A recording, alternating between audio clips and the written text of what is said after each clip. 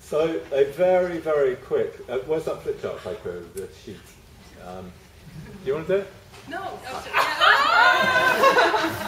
I figured we should do their mind was then better. And then we can, all four of us can decide who we're going to kill next.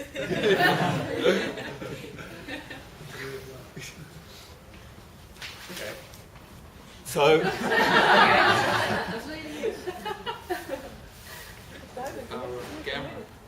a very, very quick recap on this morning. Basically looking at different worldviews and recognizing that those worldviews are the lenses through which we view the world, the Bible, faith, God, whatever. And they are, we're starting from the ancient worldview, the spiritualist worldview, the materialist worldview, theological worldview, suggesting that we're now much more comfortable with an integral worldview, where instead of seeing heaven up there in the sky somewhere, we see that everything has a spiritual aspect to it, a spiritual core, so that we don't just see things as material and physical anymore.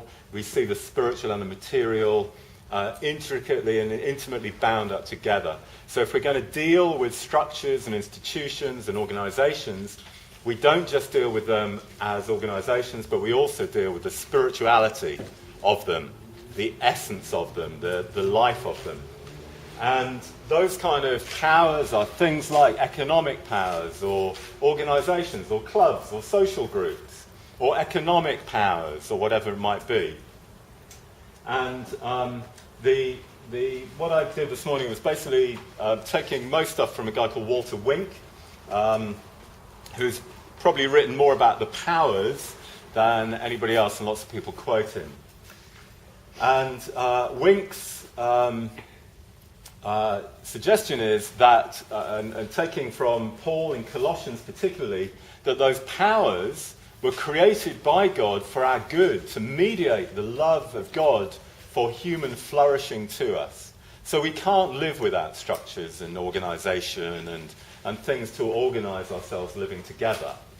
And those things are good and serve the purposes of God as they are humanizing, and as they are not oppressive, or don't take power over other people in an oppressive way. They start to become demonized powers when they stop serving the purpose of God and the good and for the good of humanity, and they start to serve their own ends. So a classic example: business, said Adam Smith, is there for welfare, for human welfare. That's what business is designed to serve. It is not there for profit. And so we can see where business starts to corrupt and pervert what it was called to do, because it starts to make profit be what it's all about, rather than human well-being. Okay, so that's an example. And Wink says that when those powers then start to serve their own ends and are characterized by injustice, economic oppression, gender oppression, and so on, that they combine together to form what he calls a domination system. And that is a complex system that we engage with. So this morning we did a spectrum, and we were asking how powerful we feel in the light of the big issues. And the vast majority of us kind of clumped over towards feeling relatively powerless, because it's just so big, it's so intertwined, it's so complex. And that's what Wink calls the domination system. And that's kind of pretty much what we did this morning. So what I want to do tonight is to take a bit of a kind of balloon ride. And this time last year I was in the Serengeti on an amazing holiday that some friends took us on. And we took a balloon ride at dawn, which was quite extraordinary. And the guy who was, we were kind of seeing packs of lions underneath us eating their prey, and then our balloon pilot would take us down so low that the basket was brushing the ground, and you kind of think, oh shit, I hope he knows what he's doing. And and then we'd kind of go right up, and you'd see the whole plane laid out below you. So, and then we finish with a champagne breakfast, which is very nice. So what I want to do tonight is because there's so much stuff we could talk about, and what I want to do is take a bit of a balloon ride over some of this material. And sometimes we'll go up high, and I'll just sketch things out and throw things out. Sometimes we'll go a little bit closer to the ground and look in a bit more detail. And then when we've done that, I want us to we'll get into just 2s or 3s and start to pick apart some of the things we want to explore some more and see what are the issues that we really want to engage with. So that's what I propose to do. Okay?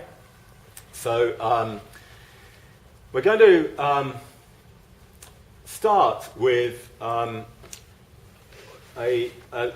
further look at Wink and what he says about the domination system. And his suggestion is that it really begins around 3000 BCE with the conquest states of Mesopotamia. And these conquest states, he said, brought about changes so fundamental as to mark a new epoch in human history. Prior to the domestication of the horse, there was no point in getting any plunder because you had to carry it back again. And that was just a pain. You didn't want to carry big weights.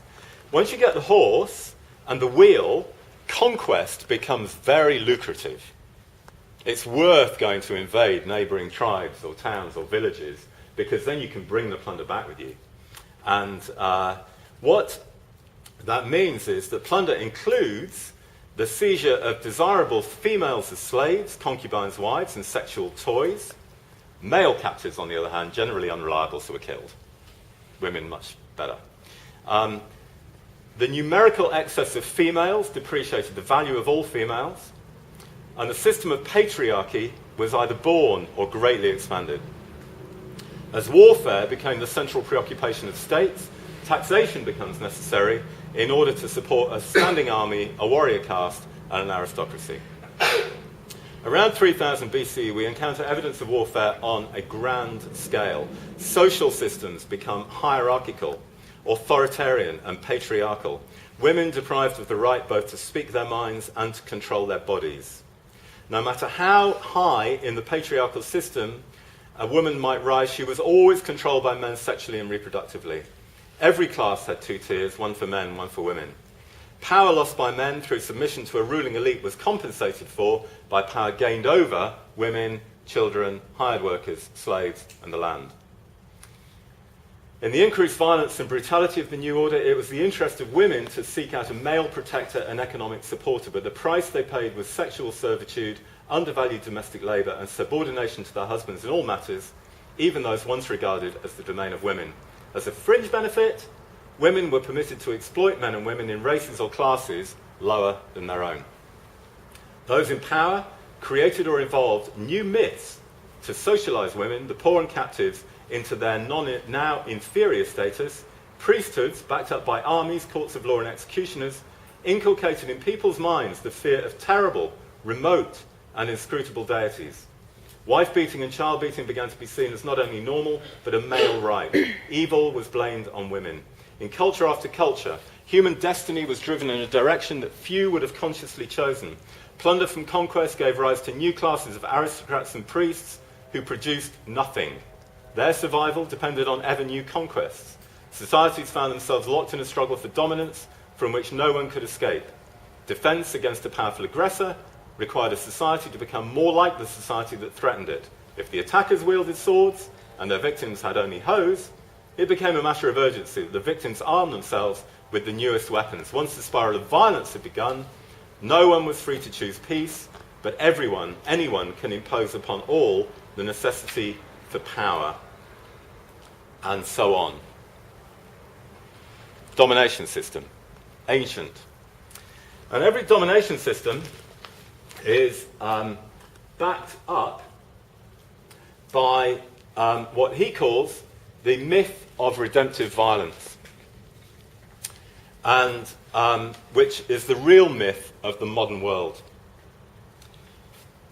The creation myths that those societies created were drawn to reinforce those social positions.